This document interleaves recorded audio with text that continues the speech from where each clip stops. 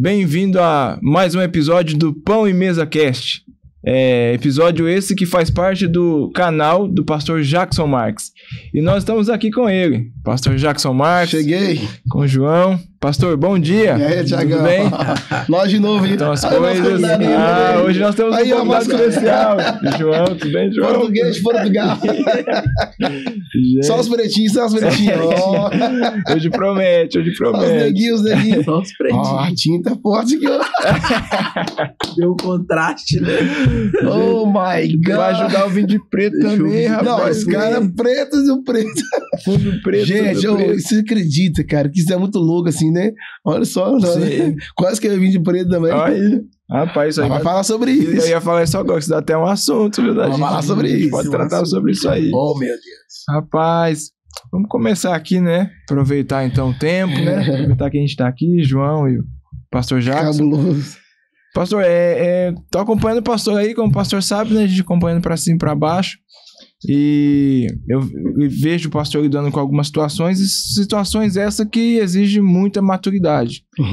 E eu acho que vale a pena estender pra galera aí um pouco essa questão. Como que a gente, né, consegue ter e manter um ambiente de maturidade dentro do ambiente cristão que a gente vive hoje, dentro da nossa família, da nossa casa, do nosso emprego. Eu falo pra gente poder caminhar com a nossa vida e tomando decisões corretas. Tiago, a maturidade, mano, ela não se aprende em curso. Sim. Não se aprende em escola. A maturidade é o ambiente da prática. E aí, por exemplo, lá no Éden, Deus não colocou um casal de menino. Sim. Colocou um homem e uma mulher. Verdade. Porque se você coloca um casal de menino no jardim, eles vão quebrar os galhos. Sim. Então a primeira lição da maturidade é que você não foi chamado para quebrar galho. Você foi chamado para ser um ramo frutífero. E outra, quando a gente olha uma pessoa de cabeça branca, a gente pensa que a pessoa é madura. Mas na verdade tem muita gente de cabeça branca, mas é mais menino do que criança. O maior problema de uma liderança hoje é lidar com crianças adultas. Sim. Crianças adultas dá mais trabalho que menino, mano. Então, por exemplo, a Bíblia diz lá que Jesus foi para um poço e aí ele esperou a mulher samaritana. Sim. Só que antes da mulher samaritana chegar, a Bíblia diz que ele falou com os discípulos assim, ó, vão para as aldeias comprar pães. Sim. Ele mandou os discípulos comprar pães e comprar alimento, porque ele estava esperando a mulher. Por que Jesus mandou os discípulos comprar pães? Porque, primeiro, comprar pão não é uma missão, é uma tarefa. Sim. Por que Jesus mandou eles comprarem pães? Muito simples. Quando ele sabe que você não tem maturidade suficiente para certos ambientes ou para certas conversas, a primeira coisa que ele vai te dar não é uma missão, é uma tarefa. Quando Deus te dá uma tarefa, é porque não é que ele está te excluindo do ambiente, é porque ele está te protegendo. Entendi. Porque a sua falta de maturidade não vai estar pronta para aquela conversa, para aquele ambiente. Tem gente que nem era para estar assistindo esse podcast, era para estar aí comprar pão. Meu Deus. Porque é uma tarefa, porque tem a ver com a proteção que Deus está te dando, porque você não está pronto para aquele ambiente. Entendi. Eles foram lá comprar pães, a mulher samaritana chegou. Quando a mulher samaritana chegou, Jesus começou a trocar uma ideia com ela. Gente, aquela mulher não foi buscar água.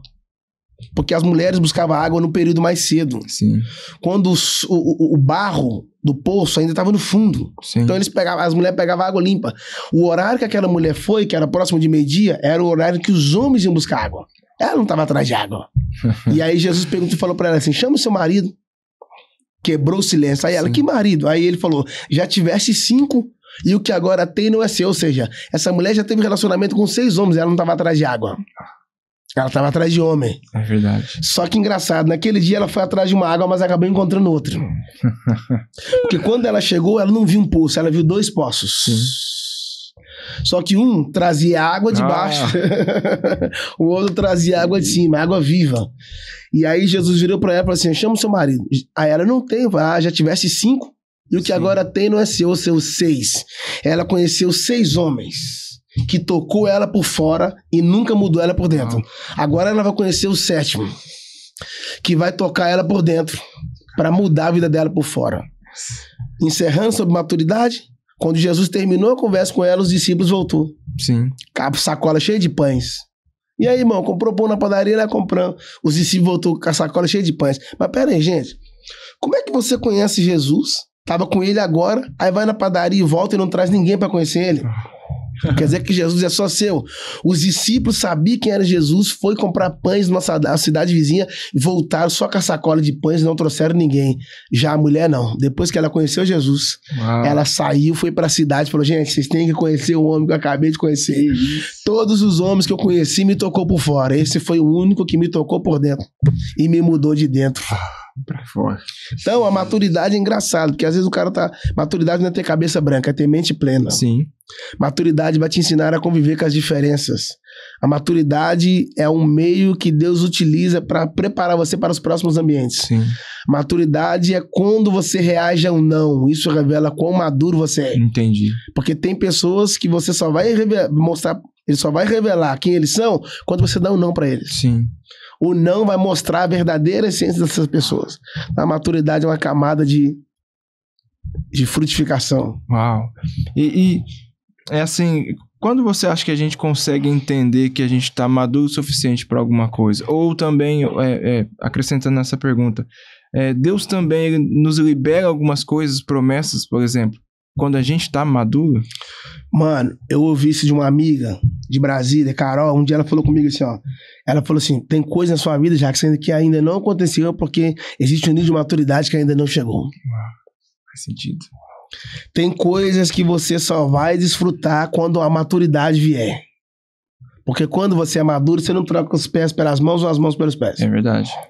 Entende? Porque tem coisa que Deus só dá com o tempo. Sim. Porque, por exemplo, o filho pródigo não tinha maturidade. Sim. Ele não queria a herança, ele queria a independência. É verdade. E aí, a falta de maturidade fez ele pegar a herança e se afastar do pai. Por que a herança dele acabou? Porque toda bênção que te afasta do pai não é uma bênção, é uma maldição.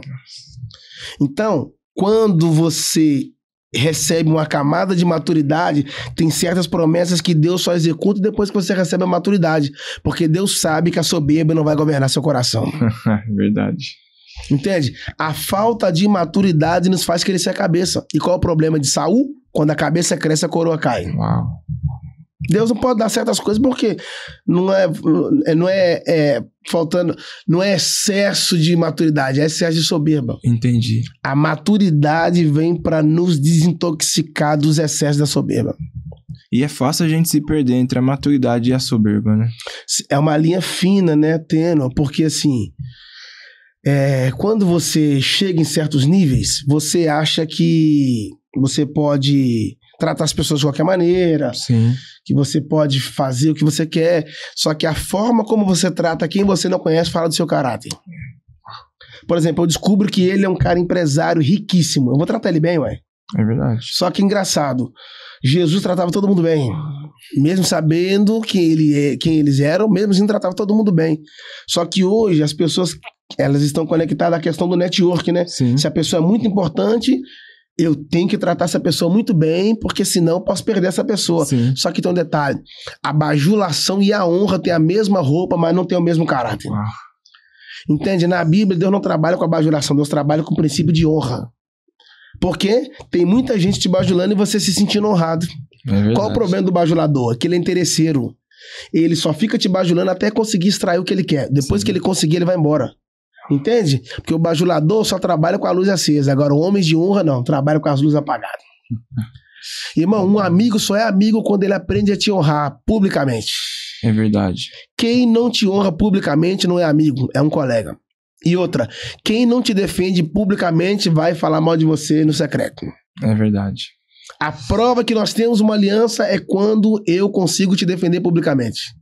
Isso não revela o meu interesse, isso revela o meu coração. É verdade. Porque se eu permito que alguém fale mal de você comigo, pode ter certeza que um dia também eu posso estar unindo essa pessoa para falar mal de outras pessoas. É verdade. É verdade. Uau, faz todo sentido. E a gente... O que a gente tá vendo muito nos dias de hoje, não sei se é a falta de maturidade, mas é a questão de não se posicionar. Acho que através da maturidade, ela permite que a gente viva a vida que outras pessoas projetem para nós. Eu falo em relação ao trabalho, em relação à própria igreja, às vezes pessoas que estão dando direção para nós e destino, e a gente com a nossa falta de maturidade não está conseguindo entender o que Deus tem para nós. Sim. Eu acho que isso, nos dias de hoje, também tem acarretado um pouquinho, contribuído na carga da ansiedade. A gente querer suprir demais a expectativa do outro e não a nós. E isso tem nos tornado pessoas ansiosas. Mais, às vezes, talvez, pelos outros do que por nós mesmos. Então, Thiago, isso é foda, mano. Na busca de resultados, isso pode nos encarregar de empurrar a gente para um lugar chamado ansiedade. Sim. Ansiedade não é uma liberdade. A ansiedade é uma prisão invisível. Sim. Porque a ansiedade é como uma cadeira de balanço. Ela te permite movimentar, mas ela não deixa você sair do lugar. Entendo. A ansiedade é prendendo você no amanhã para interromper você de viver o hoje.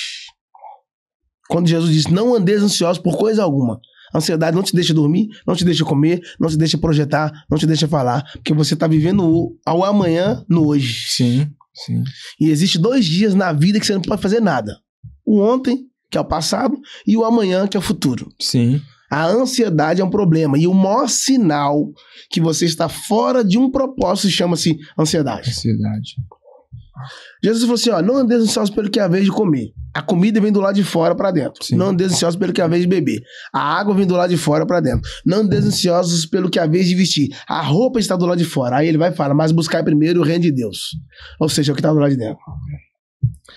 E aí ele fala, e as demais, o reino de Deus é a sua justiça e as demais coisas vos serão acrescentadas. Qual o problema da igreja brasileira? Que ao invés de buscar o reino, está buscando o acréscimo. É verdade.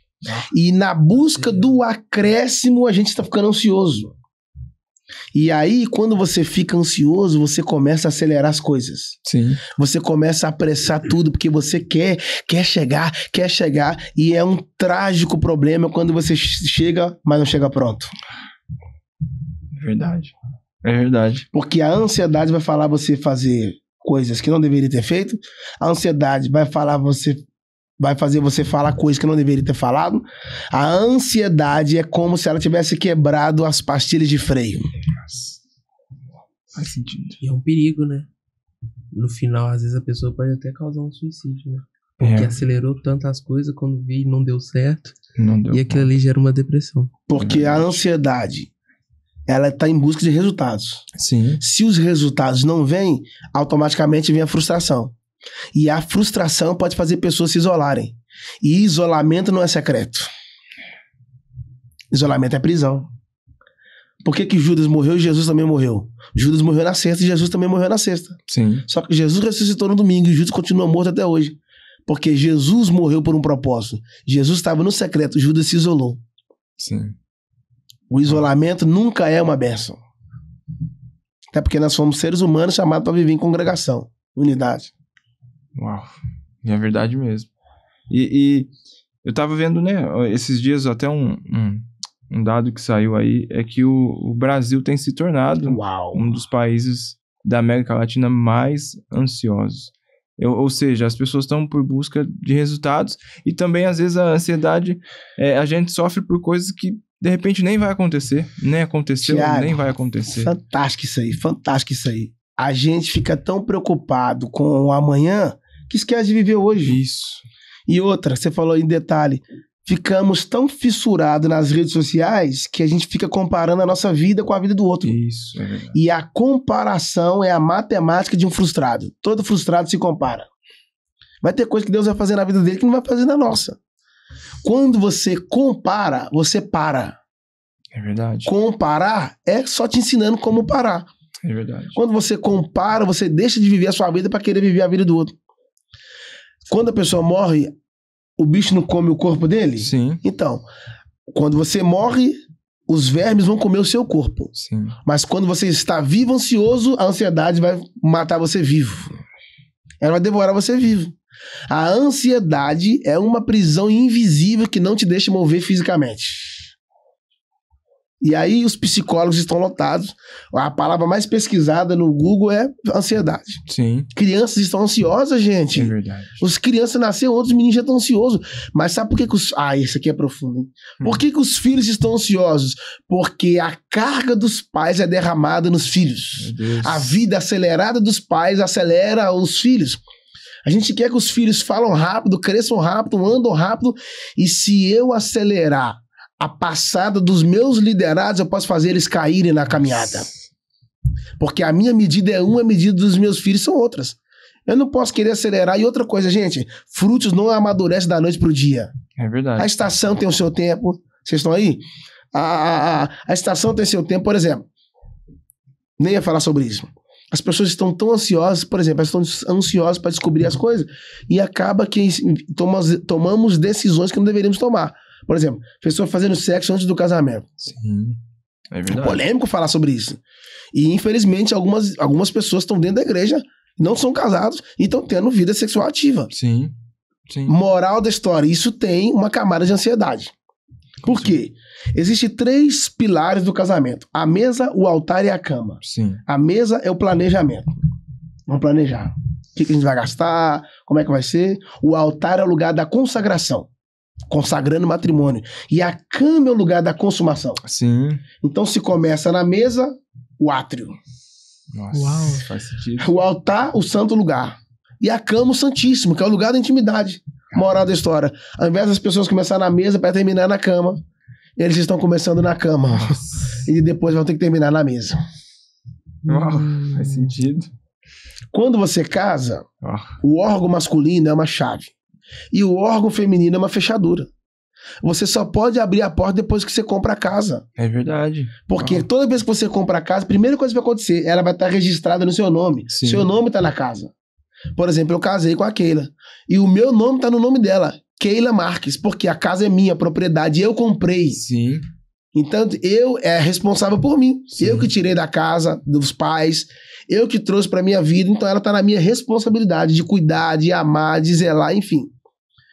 Então, as pessoas estão nessa ambição de querer. E outra coisa que eu queria falar. Aumentou o índice de crianças e adolescentes que estão grávidos. É verdade. E você já percebeu, gente, que plantas não dão frutos? Qual é o papel da planta? Não é dar fruto. O papel da planta é crescer. É. Qual é o papel da árvore? Não é crescer. O papel da árvore é Dá fruto. frutificar. Quando você inverte, quebra tudo. Por quê?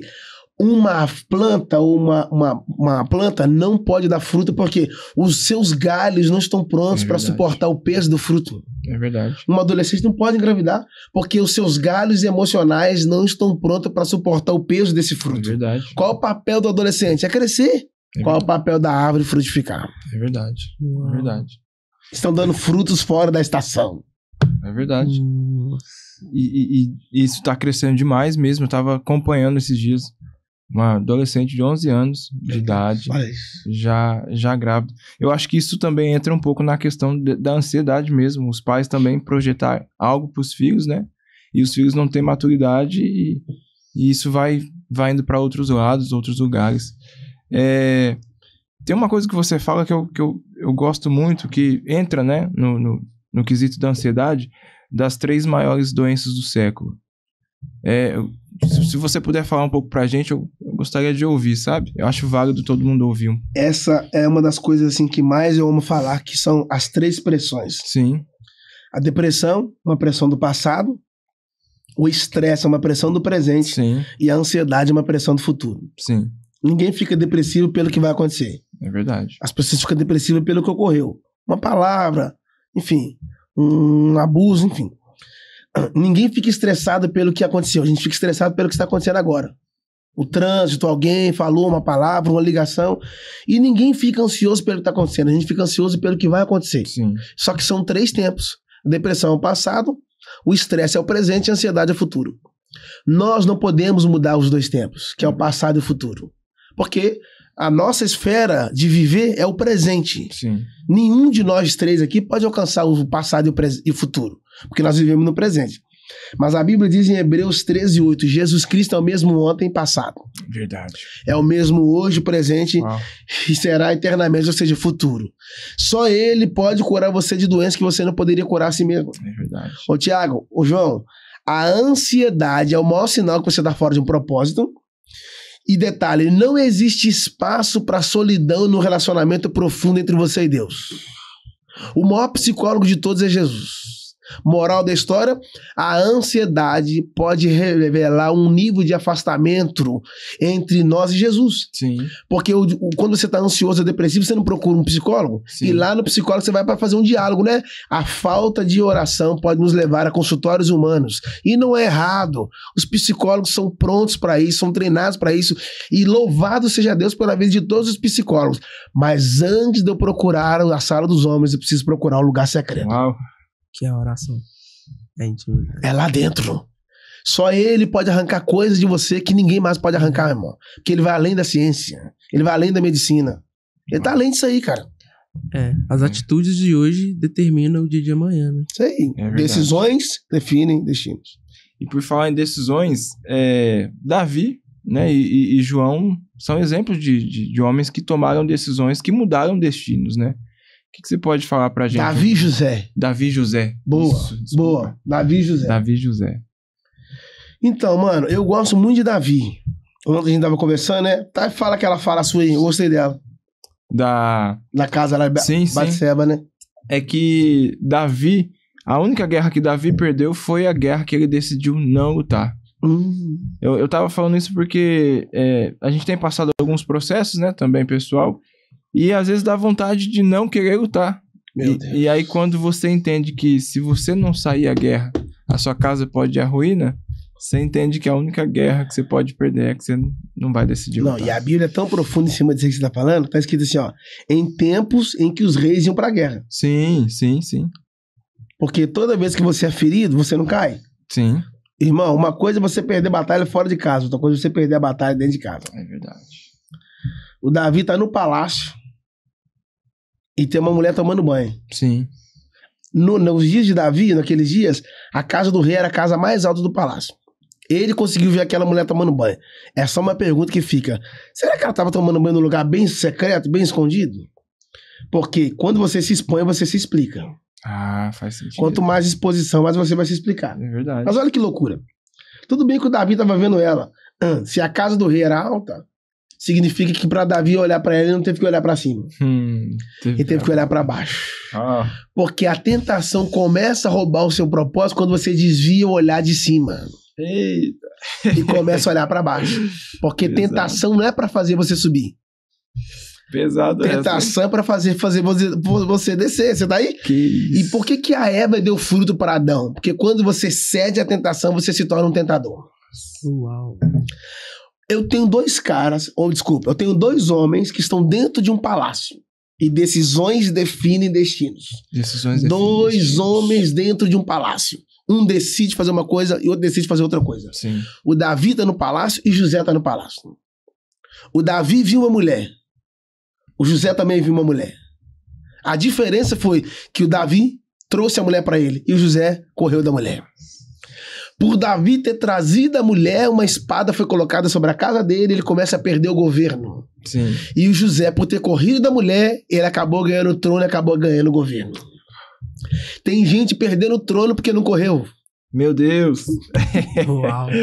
Forte, hein? Porque Exato, isso aí. a mulher do Potifar queria ter um relacionamento com José, mas o José já tinha um relacionamento com Deus. Meu Deus.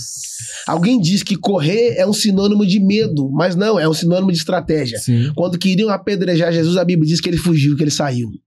Eu vou morrer de pedrada? Fui chamado para morrer crucificado. Vai se proteger. Às vezes, para certos ambientes, você vai ter que fugir. Não por sinônimo de covardia, mas para proteger o seu propósito. Meu Deus. Foge. Meu Deus. Por quê? Porque com pecado não se brinca. É verdade. O pecado é silencioso. Mas uma vez que ele te prende, é difícil você conseguir sair dele. O José foi embora, a mulher arrancou a roupa dele. Eu acho isso lindo, né? Porque roupa não define caráter. Mas caráter também pode definir o nível de roupa. Sim. A mulher arrancou a roupa dele, mas não manchou o caráter dele. Ele perdeu a roupa, mas não perdeu a santidade. Uau. Hoje tem gente vestido bonitinho, mas a santidade já foi embora. Meu Deus. A santidade não começa pela roupa. Sim. Ela pode até terminar pela roupa, mas ela não começa pela roupa, não. Ela começa pelo caráter, na mentalidade. Porque às vezes a pessoa valoriza a santidade pelo lado de fora, Sim. mas por lado de dentro, igual Jesus falou com os fariseus, são sepulcros caiados. Do lado de fora tá do jeito que a religião manda, mas do lado de dentro tá podre. Meu Deus. Essa é pesada. Deus não quer mais que a gente rasgue as vestes, né? Rasgar o coração. Rasgar o Na coração. velha aliança era de fora pra dentro. Na nova aliança, Meu Deus. de dentro pra fora. Ou seja, por mais que você consiga se esconder através do que você veste, dele você não consegue esconder aquilo que você é por dentro. Meu Deus. Tá chato ele. Tá começando a ficar chato, hein? Isso é pesado Tá demais. começando a ficar chato, hein, Não, Jota? mas- Jota. Meu Deus. Meu Deus. A gente vai andando com o Tem homem. nem o que falar. Não tem como não, né? A gente vai Isso é aprendendo, vai verdade. crescendo, Isso da é pesado graça isso do aí. Isso é conhecimento. pesado isso aí. Isso é E forte. outra coisa. Tem um porém nesse trem da graça e da lei, né? Quando você foge, vou falar da graça ali. Quando você foge, vou falar de novo, você tá protegendo o propósito. Sim. Porque eu pergunto a vocês, se José tivesse ficado com a mulher, tu acha que ele ia virar governador? Ah, Não. jamais. Ele abriu mão da mulher pra ganhar o trono. Hoje, algumas pessoas estão abrindo mão do trono pra ganhar. Moral da história. O segredo do sucesso não tem a ver com as suas conquistas.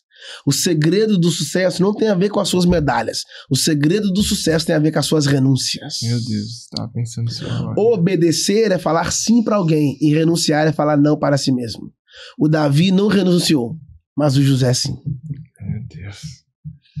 A gente só conta a história de José hoje por causa de uma renúncia. Sim, sim, sim. Então tem pessoas que tá deixando de escrever a sua história Uau! Porque deixou de renunciar. porque deixou de renunciar. Meu Deus. Cara, e outra coisa. Naquele dia não tinha câmera. Não tinha câmera. É, Filmando. Não tinha câmera filmando. José poderia ter ficado com aquela mulher e ninguém ia saber de nada. verdade. Só que a Bíblia diz assim, ó, e Deus era com ele.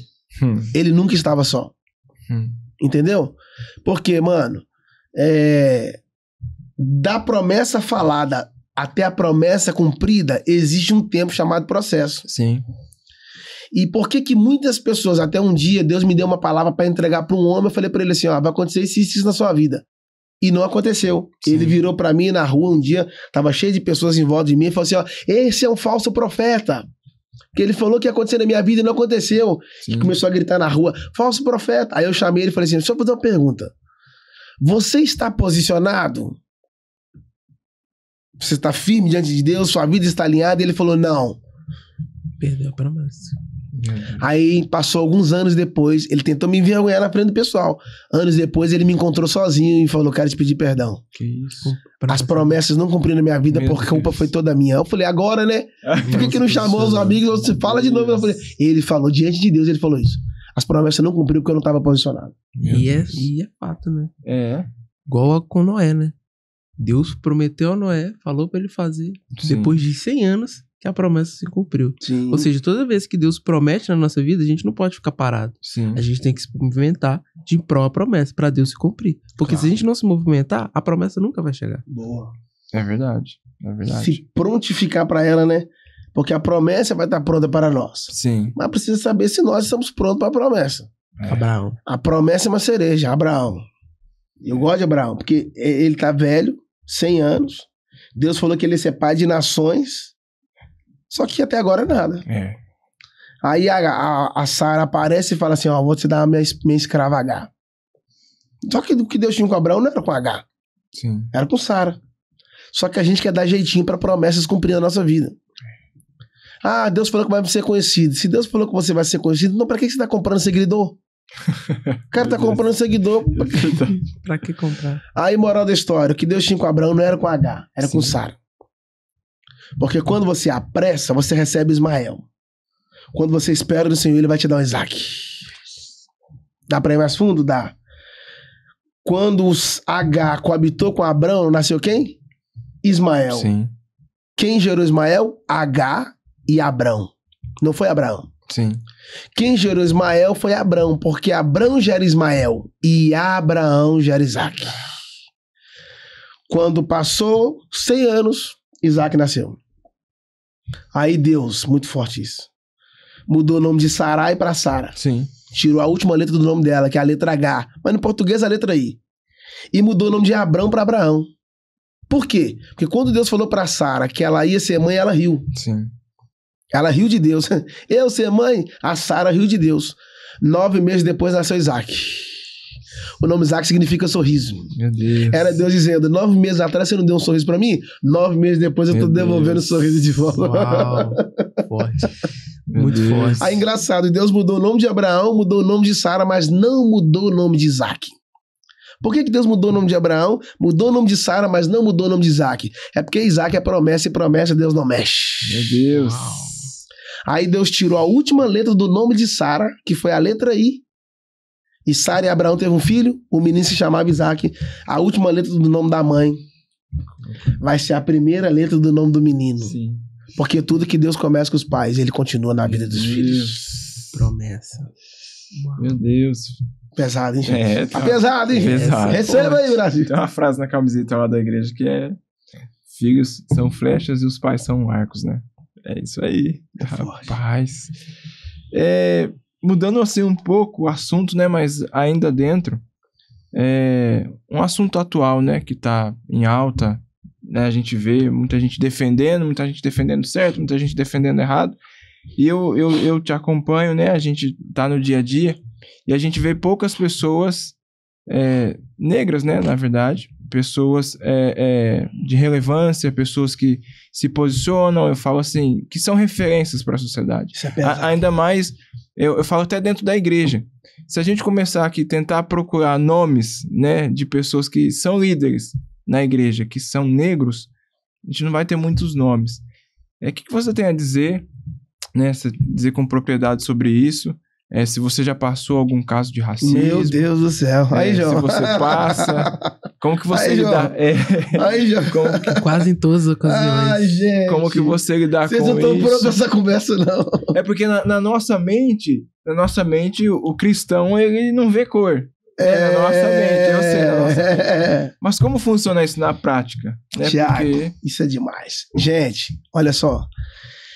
Cara, o racismo deveria ser uma palavra que não deveria entrar dentro do evangelho. Sim. Porque Deus, de fato, ele não enxerga a cor. Sim. Entende? O Brasil é um país colorido, mano. Porque todas as tonalidades de tom de pele do mundo está dentro do Brasil. É verdade. E eu já sofro até hoje com isso. Só que a maior tragédia do preconceito racial não é quando o branco tem racial com o preto ou com o negro. É quando os próprios negros. É mesmo? Tem. Os próprios negros, às vezes, têm racismo contra os próprios negros. E aí é uma bolha que se constrói. Olha, um amigo me disse, todo negro que venceu na vida trabalhou dobrado. Meu Deus. Verdade. Porque é uma bolha. Se você buscar no mundo evangélico, você vai perceber que não são tantos negros que são referência. Eu sei que tem, mas não são muitos. Sim, se você pegar uma gama assim dos 10 primeiros, os mais relevantes, é difícil, é uma bolha. Não sei se é uma bolha ser furada. É um assunto que poucas pessoas falam. Sim. E eu penso assim, Deus não é tribal. Sim. Deus é global. É verdade. Entende? É verdade. Se você pegar na área da música, top demais. Quanto mais negro, parece que os caras estão num negócio lá que eles cantam demais. Sim. Mas questão de quem fala, de quem pastoreia, de quem ministra, não são tantos. E a gente não tá levantando bandeira partidária. A gente não tá levantando bandeira de eu me sinto excluído. Não. Pelo contrário, eu sei quem eu sou. Eu sou aceito por ele. Sim. Ele me aceitou. Mas a gente vê que é uma bolha, por exemplo, e é cultural, porque nos Estados Unidos não tem isso. Sim. Lá, pelo contrário, os caras de sucesso o Tid. DJ, Noel Jones, Joana Biun, Joanita e tantos outros aí. E aí você vê no meio esportivo, tem Michael Jordan e por aí vai. E eles sofrem o racismo no meio esportivo. Sofre. No político, né, no social, mas dentro da igreja esse ambiente não cabe, porque Deus não é tribal, Deus é global. Ele não nos enxerga de fora pra dentro. É verdade. Deus nos enxerga de dentro pra fora. É verdade. Aí ele não ama nosso tom de pele, ele ama nossa cor. E outra coisa, eu sou muito grato a Deus pela cor que Deus me fez. Cara, eu amo ser negro, eu acho isso lindo. Sim. Porque quando Deus quis colorir a terra, ele colocou um tom em cada pele, verdade. cara, entende? Então, assim, temos que ser grato a Deus pela forma que ele nos construiu. Sim. E louvar seja Deus, cara, por isso. E muitas pessoas sofrem por isso, tem lugares que as pessoas não acessam. Sim. Eu já cheguei em lugares que as pessoas fizeram cara feia. Teve eventos que eu não preguei porque eu era negro. Você acredita? Depois o cara falou comigo, mano, eles não te convidaram porque queriam a galera mais assim. Entendi. Sério. Porque a mentalidade do povo não mudou, né? Como a gente, né, foi escravizado, então eles entendem que a gente ainda é escravo. Entendi. Correto. Eles veem o negro como escravo ainda. Entendi. Porque você vê, a maioria das empregadas, se você for ver, são negras. Sim. Você olha na novela, as patroas brancas. É verdade, é verdade. porque a mentalidade do povo ainda é de escravo. Eles Boa, enxergam os boa. negros ainda como escravo. Forte isso Você aí, pode João. olhar, até hoje eles veem a gente como escravo. É verdade. Tipo, a maioria das pessoas que servem, né, a sociedade, as outras. E assim. quando um negro chega no topo, incomoda aquele cara. Por quê? Porque ele tá ali, porque ele é escravo, ele não pode estar no topo. Entendi. Tem lugares que não era pra você chegar. Ó, tem um amigo meu, lá em Balneário, não vou citar o nome aqui, e ele falou comigo, ele tem uma igreja cabulosa, ele falou, mano, estou numa região onde muitas pessoas de pele clara e tal, e falou, se eu tivesse um tom de pele, cara, não tem nada a ver com isso não, mas se eu tivesse, a igreja estava 30, 50 vezes maior do que era. Entendi.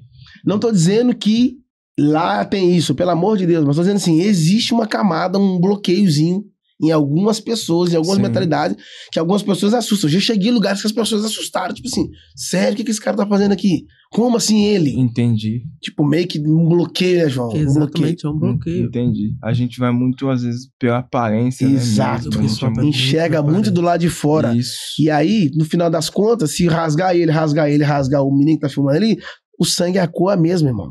Isso. Porque pra Deus, o maior valor da sua vida não tá na sua pele, tá na sua alma.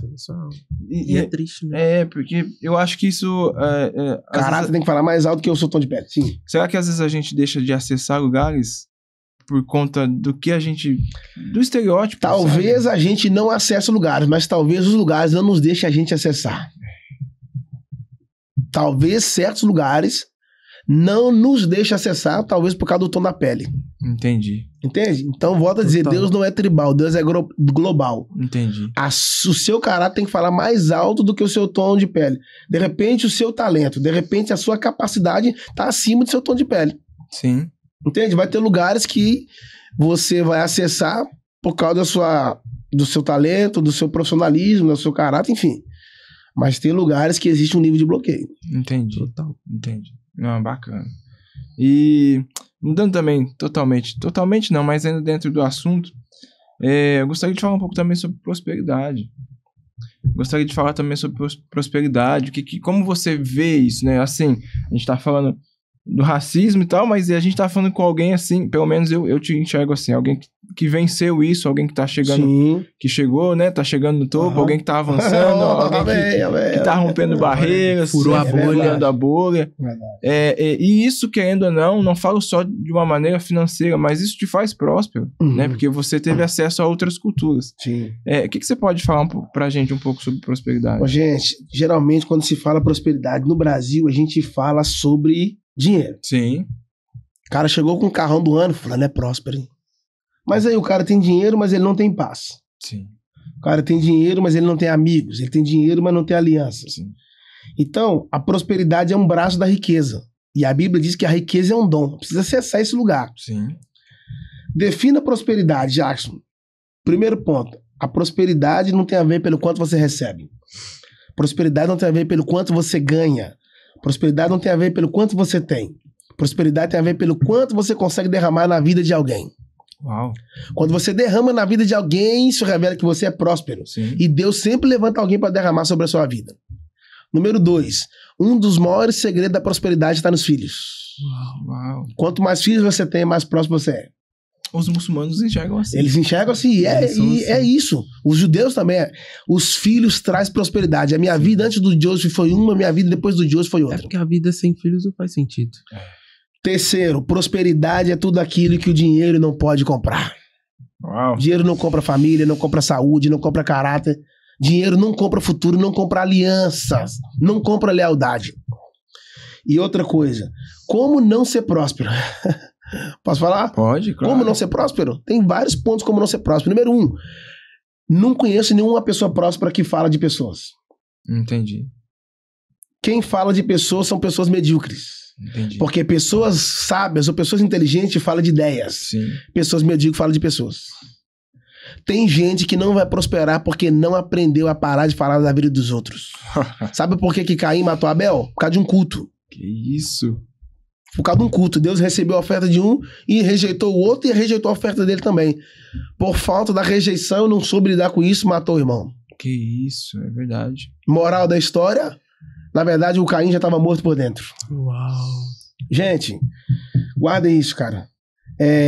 Não tem como prosperar quem fala mal das pessoas. Porque quando Caim era lavrador de terra. Sim. Ele mexia com a terra. Sim. Ele cuidava da terra.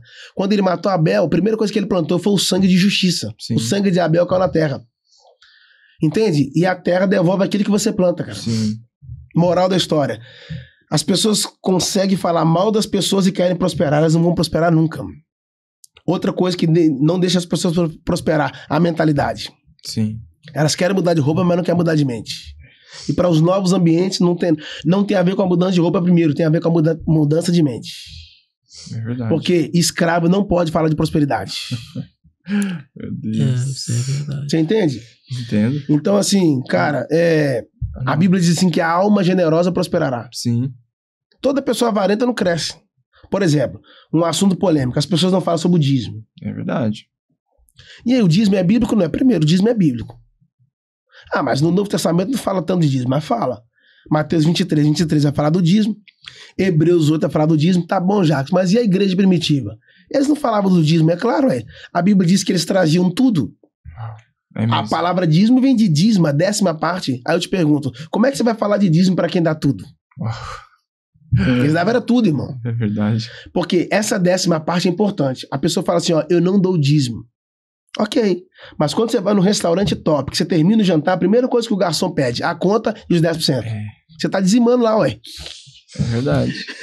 Cada almoço que você vai, cada jantar que você vai, você deixou seu dízimo lá.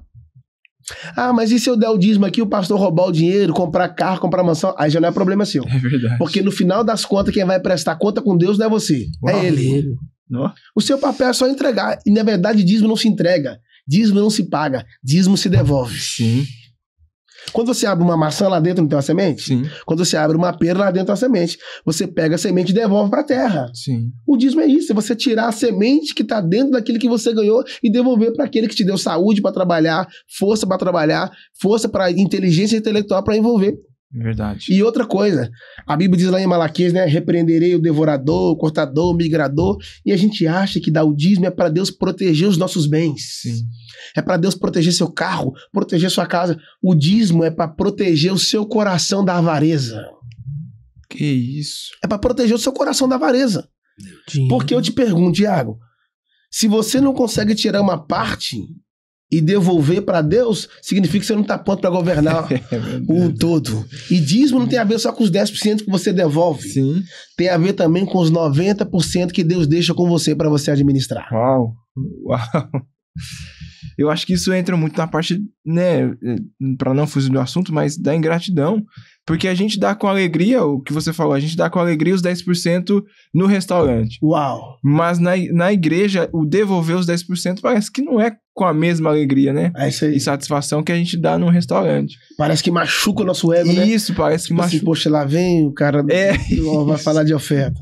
Parece que o clima da igreja ele até cai na hora do dízimo da oferta. Isso é forte, porque revela o coração. Isso. Uma igreja ensinada não é presa ao dinheiro. É verdade. Quem é preso ao dinheiro é o Judas. É verdade. Porque enxergou em Jesus um cifrão. Lembra daquele pastor que tinha 100 ovelhas? Sim. Uma se perdeu, não foi? Ele deixou as 99 e foi atrás de uma. Porque ovelha é ovelha. Sim. Quem é pastor de uma também é pastor de 99. Sim. Quem é pastor de 99 também é pastor de uma. A gente só culpa a ovelha, não é, Thiago? Mas às vezes o pastor também pode estar perdido. Meu Deus. Só que foi um negócio que você falou ontem. O pastor não valorizou o peso da ovelha. Ele valorizou a alma dela. Qual o problema de muita gente? Que a valoriza mais a lã do que a vida da ovelha. Isso é forte. O pastor foi lá e pegou a ovelha e colocou ela no ombro. Sim. Não foi? Porque toda ovelha tem um peso. Sim. Por isso que Jesus é maior dos pastores. Porque quando ele foi pro Gólgota, ele carregou a cruz aonde? No ombro. Porque ele sentiu o peso dos meus, dos seus, dos nossos pecados. Meu Deus, isso é forte demais. Você entende? Então assim, cara, olha, existe o P4. Vamos encerrar. O P4 é muito importante. Princípio, processo, propósito e promessa. Sim. Encerro. Princípio. A Bíblia diz, no princípio criou Deus. Deus não pode construir nada no seu mundo sem que primeiro exista um fundamento chamado princípio. Sim. Quem não respeita princípio nunca vai falar de propósito. É forte isso aí. Quando você quebra o princípio, ele vai quebrar você também. O princípio é o fundamento para você viver uma vida plena. Então, não existe construção na sua vida se não há princípio. Quem não respeita princípio sofre as consequências. Sim. Processo. Você já percebeu que ninguém gosta de processo, mas todo mundo passa por um? É verdade. O processo dura 1 mês, 3 meses, 1 ano, mas não existe processos eternos. É verdade. Porque processo você não entende quando entra. Você só entende quando sai. Só que Deus é tão poderoso que o processo é o meio que Deus utiliza para te amadurecer. Sim. Você não tem que gostar do que Deus está fazendo hoje. Você só tem que confiar no que Ele pode fazer amanhã. Porque o processo é o fundamento para você suportar o peso do propósito. Meu Deus. Para você suportar o peso do propósito, você tem que passar pelo nível do processo. E detalhe, o propósito é coletivo, mas o processo é privado. Meu Deus. Jesus falou, eu vou para a cruz, ao Pedro, eu vou no seu lugar. Meu processo é pessoal. Então, por isso que tem gente querendo te ajudar no processo e não pode, porque só cabe você. É verdade. Processo é particular, mas propósito é coletivo. É verdade. Uau. Jacques, o que seria propósito? Qual? Você quer descobrir o seu propósito ou você quer descobrir o propósito de Deus para sua vida? O que seria o propósito? O propósito é prótese. Por exemplo, se eu perder as pernas, eu vou usar a prótese. Sim. Eu consigo andar sem ela? Não. Para onde eu vou, eu tenho que ir com ela. Sim. É o propósito. Sim. Quando você está no propósito, você não se move sem ele. Meu Deus. Pode ser. O propósito é para te manter vivo. O propósito é para te manter vivo. Sim. Porque quem não vive dentro de um propósito já morreu. O propósito é o que te faz acordar cedo, é o que te faz dormir tarde. O propósito é o que te faz você engolir jacaré, sapo, desaforo, rejeição. Jesus veio para um propósito. O propósito dele foi morrer na cruz. Qual é o propósito do cadeado? Trancar. Trancar. Fechar. Quando você descobre qual é o seu propósito, você nunca vai querer abrir. Você descobrindo seu propósito, você nunca vai ter inveja dos outros. Porque enquanto você não souber qual é o seu propósito, você vai ficar perdido. E é trágico. A tragédia da vida é viver uma vida sem propósito. Quando você vive uma vida sem propósito, você não vive, você vegeta. É verdade. E eu conheço pessoas que estão próximas de mim, que estão vivendo, mas ainda não descobriu o seu real propósito. Estão falando do propósito dos outros, mas não estão vivendo o seu propósito. O propósito é aquilo que te faz nascer por ele, mas é aquilo também que te faz até estar disposto a morrer por causa dele. E aí vem a promessa, que está ligada à prosperidade. A promessa é a cereja da vida, gente. Não é aquilo que você constrói para Deus, mas é aquilo que Deus constrói para você. Sim. A promessa tem a ver com desfrutar. Promessa você não trabalha, não. Promessa você só desfruta. É verdade. E promessa não está compatível com a circunstância. Porque nem sempre as promessas vão se cumprir com as circunstâncias favoráveis. Às vezes você não vai ter dinheiro e a promessa vai se cumprir. É verdade. Às vezes você não vai ter recurso e a promessa vai se cumprir. Às vezes você é uma mulher estéril e a promessa vai se cumprir. Porque a promessa de Deus não está ligada à circunstância. Uau. Não tem a ver com o que você pode. Tem a ver com o que você não pode. Porque uma vez é você prometer para Deus, outra coisa é Deus prometer para você. O que você promete para Deus, você quebra. Mas o que Deus promete para você, Meu Deus. Ele não quebra. Meu Deus. Uau. Meu Deus. E prosseguindo, né, depois dessa aí, eu acho que a gente pode encerrar por aí, mas em cima disso ainda, o que você pode deixar para nós, né, as considerações finais aí, o que você pode dizer em cima de promessa, de propósito? Uau. Não sei, deixa Cara, Deus te usar. Acho muito fantástico a vida. E eu queria falar sobre Tomé. Quando Jesus ressuscitou, a Maria foi no sepulcro. Os discípulos estavam com medo trancado, porque o medo te aprisiona. Sim. O medo te tranca, né? Os discípulos não desfrutaram da doçura da multiplicação, da ressurreição. Os discípulos não desfrutaram da doçura da ressurreição, porque a prisão do medo bloqueou eles de acessar esse lugar. Sim. Eles ficaram trancados. Mas a Maria acordou de manhã e falou, vou lá pro sepulcro. Ela arriscou a vida dela. Não teve medo de morrer por causa de uma resposta. Sim. Quando Jesus ressuscitou, ele apareceu na casa. Os discípulos estavam reunidos, menos Tomé. Sim. Tomé não estava reunido. 8 dias depois, Jesus apareceu e Tomé estava. A pergunta que eu não quero calar é, se ele apareceu a primeira vez e depois apareceu 8 dias, significa que os discípulos tiveram que ficar lá todos os dias, que não sabia que dia que ele ia voltar. É verdade. Aí, nos 8 dias, e não faltava de culto, os discípulos lá. Quando Jesus chegou, Tomé estava dentro da casa. O Tomé é um discípulo bom, mas ele tem um problema grave. Tocar em ferida dos outros. Meu Deus. O Tomé é um discípulo bacana, mas ele tem um defeito. Ele quer tocar na ferida dos outros. Meu Deus. E eu conheço gente que ama tocar na ferida dos isso? outros.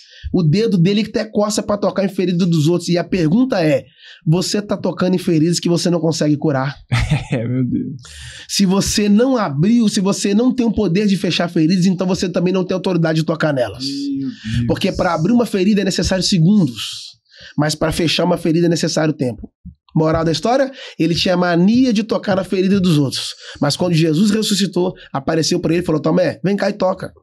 Quando ele tocou, deu ruim para Tomé. Já não era ferida, era uma cicatriz. Se Deus curar você das suas feridas de hoje, não tenha medo das pessoas querer tocar nos seus ferimentos. Porque quando eles acharem que estão tocando na sua ferida, eles terão uma decepção grande. Já não é mais cicatriz. Já não é mais ferida, é uma cicatriz. Moral da história. Tomé tinha mania de tocar na ferida dos outros. Se Deus te curar, não tenha medo de expor as cicatrizes. E eles vão achar que estão tocando em feridas, mas quando aproximar, vai ver que você já foi curado, é uma cicatriz. Ou seja, não dói mais. Nossa. Se as pessoas quiserem tocar no seu ferimento, deixa. Eles vão encontrar uma cicatriz que não dói mais. Cicatriz é uma vitória de uma ferida que estava aberta e não está mais. Que doía, que não dói mais. Porque a cicatriz não fala para onde você está indo. Ela fala de onde você está vindo. Meu Deus. Eu prefiro ser um Tomé com a fé na ponta do dedo do que ser um Judas com a traição na ponta dos lábios. Quando Deus te curar, deixa as pessoas tocar. Não é mais ferida, é cicatriz. Não dói mais. Não incomoda mais. Vão querer tocar no seu passado. Pode tocar, não dói mais, já fui curado. É só um testemunho. Só um testemunho. Não dói mais. A marca ficou, mas não dói mais. Fiquei noite sem dormir, mas não me incomoda mais, porque eu já fui curado. Pessoas feridas vão ferir pessoas. Pessoas saradas vão sarar pessoas. Meu Deus. Uau. Uau. Meu Deus, gente, esse foi mais um Pão e Mesa Cast, né? Nós vamos encerrar por aqui, mas queria agradecer ao pastor Jackson Marques. Eu que agradeço, Thiagão. Obrigado a vocês aí, cara. Que isso. O meu Instagram tá aí, meu Facebook João. tá aí, né, Thiago? Isso. Meu Facebook, meu canal no Instagram, no YouTube, Jackson Marques. Se inscreva no nosso canal, cara. Ajuda nós aí. É verdade. Dá uma moral lá, gente. Dá uma moral pra nós. Facebook, YouTube, tá tudo aí. Tá bom? Se você quiser nos acompanhar, então, faça como o pastor falou. Se inscreva no nosso canal, ative o sininho, né? Deixa as notificações ligadas. Tenho certeza que você vai ser edificado por tudo que Deus tem feito na vida desse homem. Deus abençoe e até mais. Até a próxima. Até a próxima. Thank you. God bless you.